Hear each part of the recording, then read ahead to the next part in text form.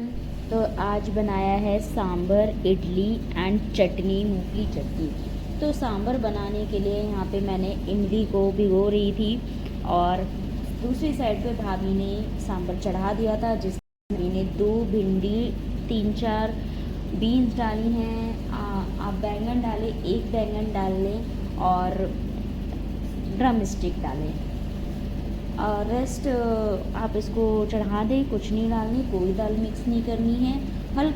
हल्का से इसमें नमक डाल के आप इसको बॉईल कर लें अच्छे से, पानी डाल के, क्योंकि सांभर जो होता है वो थोड़ा सा पानी वाला होता है। तो आप इसको अच्छे से बॉईल कर लें और अगर आपको थोड़ा सा भी मोटा रहता है तो आप इसको बाद में भी ब्लेंड कर सकते हैं।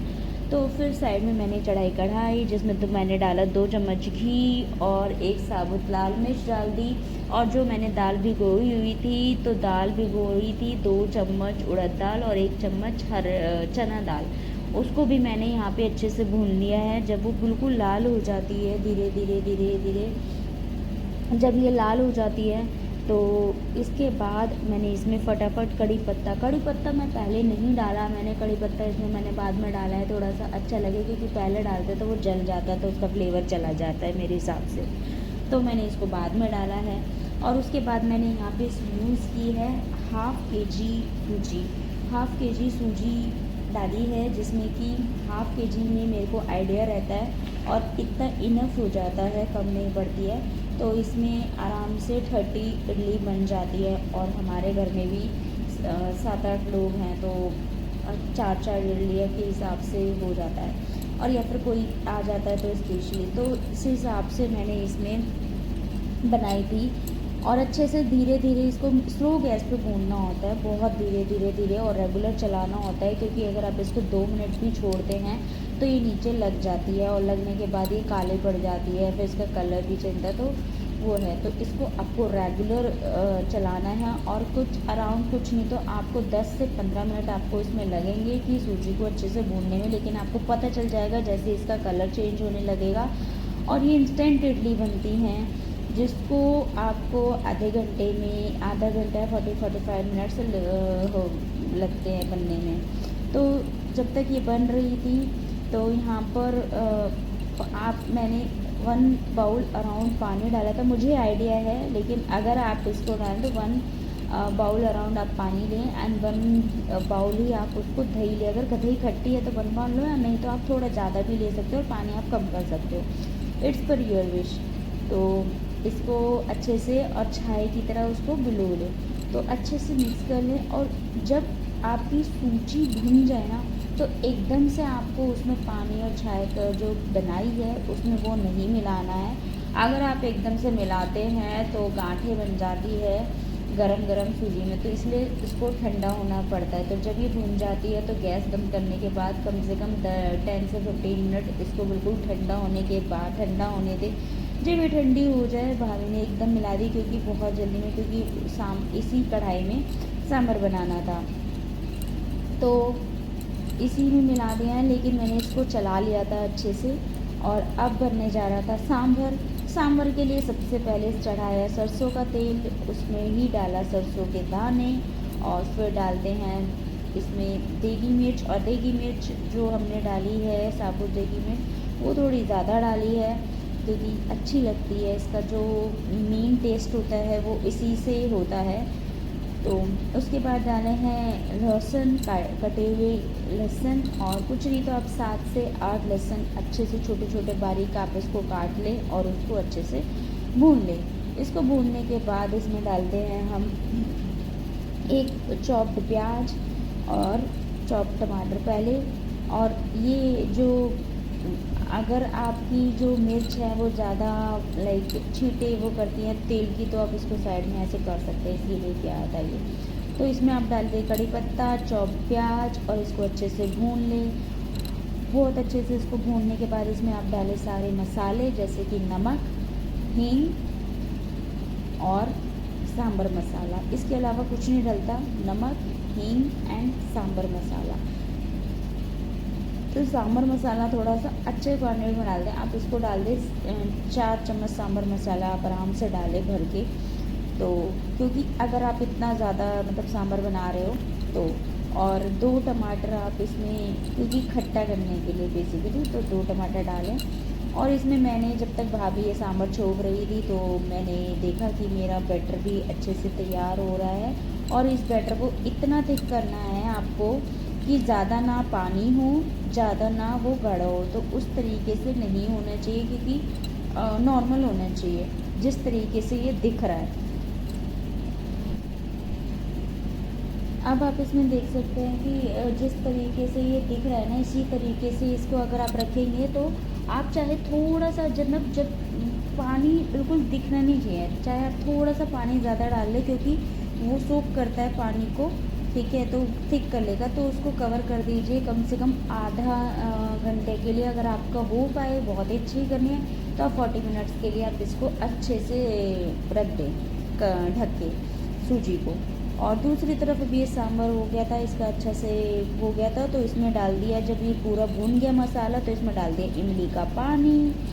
इमली का पानी डाल दिया था, जो भी अराउंड 1 कटोरी पानी था, तो आप देख सकते हो, आइडिया आप लगा सकते हो। तो इतना आपने इसमें इमली का पानी डाल दिया। इमली के पानी डालने के बाद तुरंत बाद आप उसको रजाना नहीं है, कुछ नहीं करना, आपको सीधा दाल मिक्स कर देनी है, क्योंकि काला ना पड़ जाए इसीलिए। तो आप इसमें दाल मिक्स कर दें पूरी,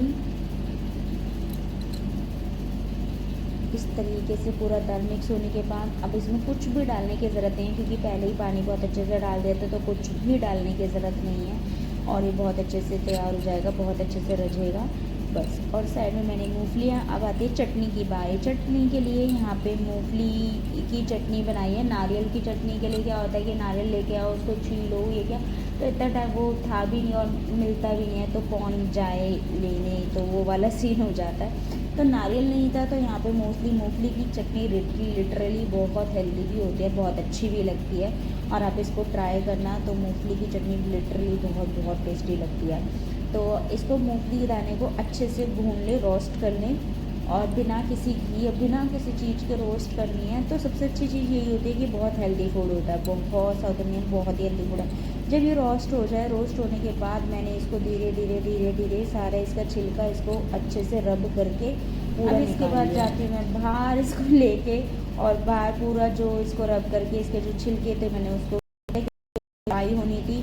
और सफाई होते होते यहाँ पर सफाई होते होते यहाँ पे 2 आंटियाँ आती हैं गेट पे, वो मुझसे काम पूछ रही होती है, बेटा कोई काम है? मैंने कहा नहीं, कोई काम नहीं है, हमारे यहाँ तो ऑलरेडी लगी हुई हैं पहले से। पहले तो ट्रस्ट करना इतना मुश्किल हो जाता है, क्योंकि बहुत अच्छा दिख रही थी और कोई दिक्कत नहीं लग रही थी। 2 आंटियाँ थी लिटरली, लेकिन प्रॉब्लम होगी तो जेन्युइन भी हो सकती है और कुछ भी हो सकता है। तो मैंने इनको मना किया, मैंने कहा आगे देख लो अगर आपको मिल जाता है तो इतनी दिक्कतें हैं ना कि आजकल लाइफ में कुछ बता नहीं सकते। तो जैसे ही फिर मैं अंदर आती हूँ, मैं बोल के, तो पता नहीं यहाँ पे भाभी अपना सांभर टेस्ट कर रही होती है, उनको बड़ा डाउट होता है यार सांभर सही होगा। एक्चुअली क्या होता है कि सांभर को मैं नहीं छोड़ती हूँ, क्योंकि कढ़ाई भी बड़ी है और मेरी हाइट भी छोटी है, तो आप समझ ही सकते हो।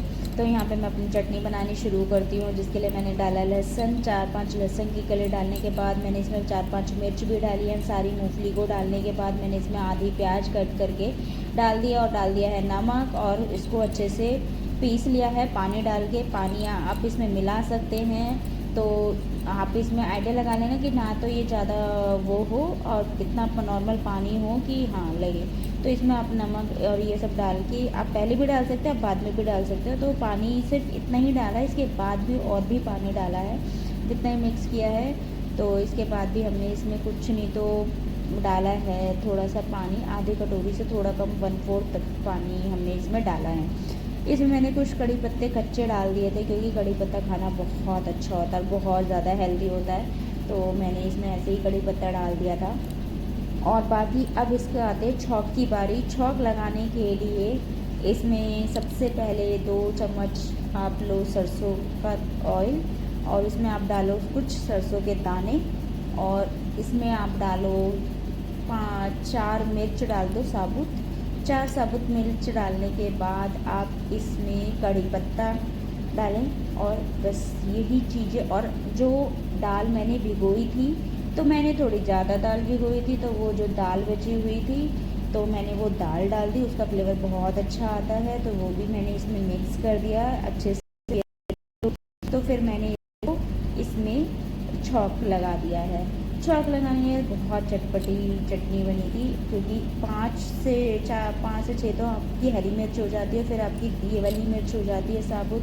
तो ये चटनी तीखी होनी चाहिए, बहुत अच्छी लगती है। आप कभी इसे ट्राई करना। सबसे बेस्ट पार्ट इसका यही होता है, तो सबसे पहले ही ख़त्म भी यही होती है। तो इस तरीके से चटनी भी बन गई थी, पूरी तैयार हो गई थी। दूसरी तरफ फिर आता उसके बाद इडली चढ़ाने का नंबर। अब आधा घंटा भी, सांभर भी बन चुका है, इडली भी बन चुकी है, सॉरी सांभर भी बन चुका है, और आप यहाँ पे चटनी भी बन चुकी है। सारा सफाई करने के बाद एक्चुअली यहाँ पे चावल भी चढ़ाए थे, क्योंकि हमारे घर में जो भाभी की लड़की है वो नहीं खाती है कुछ भी, तो उसको दाल चावल की तरह मतलब कुछ भी चाहिए, तो उसको चावल चाहिए। तो उसके लिए चावल भी चढ़ाए थे। और चावल चढ़ाने से क्या होता है कि वहाँ पे कुकर में भी दिक्कत आए थे। पूरा रसोई साफ़ करा भाभी ने पूरी पहले। तो यहाँ पे अब जब जैसे ही इडली चढ़ाने की बारी आती है, तो मैंने इसमें इनो मिला लिया है 1 पैकेट पूरा।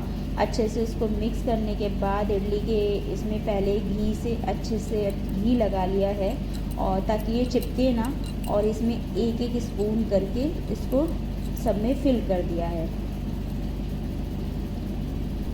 फिल करने के बाद इसमें डाला है पानी। इतना पानी डालना है एक्चुअली। मैंने इसमें इडलियाँ बनती है 24, और मैंने बनाई थी 16, क्योंकि मैंने सबसे नीचे का छोड़ दिया, नहीं सॉरी 20 बनाई थी। सबसे नीचे वाला मैंने इसमें गैप छोड़ दिया था, क्योंकि सबसे नीचे से जो स्टीम आती है, तो वो पहली वाली जो नीचे वाली इडली होती है ख़राब हो जाती है, तो मैं उसको ऐसे ही छोड़ देती हूँ। तो उसको मैंने छोड़ दिया था, और 20 इडली एक बारी में बनी थी।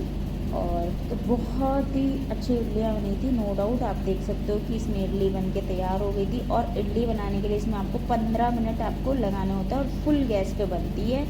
मैंने एक डिटेलिंग बताई है इसलिए आपको, ताकि कुछ भी प्रॉब्लम ना हो। तो फुल गैस पे रखो, और चाहे तो आप 5 मिनट मंदी गैस कर सकते हो। और यहाँ पे ये सांभर हो गया है, इडली हो गई है, एग चटनी हो गई है, और इसको खाते हैं। और लिटरली तीनों चीज़ बहुत अच्छी बनी, और तीनों चीज़ ख़त्म हो गई। यहाँ पे मैंने सबसे पहले दिया मम्मी को, पापा को, बच्चों को, सबको रेडी हो गए थे सब इसी टाइम पे। और सबने ये वाला ये नाश्ता, और क्योंकि आप इसको नाश्ते में भी लोग बहुत खाते हैं, चाहे चटनी इडली खाएं या सांभर के साथ खाएं, तो आप कैसे भी खाओ, तो ये बहुत ही अच्छा लगता है। आप इसको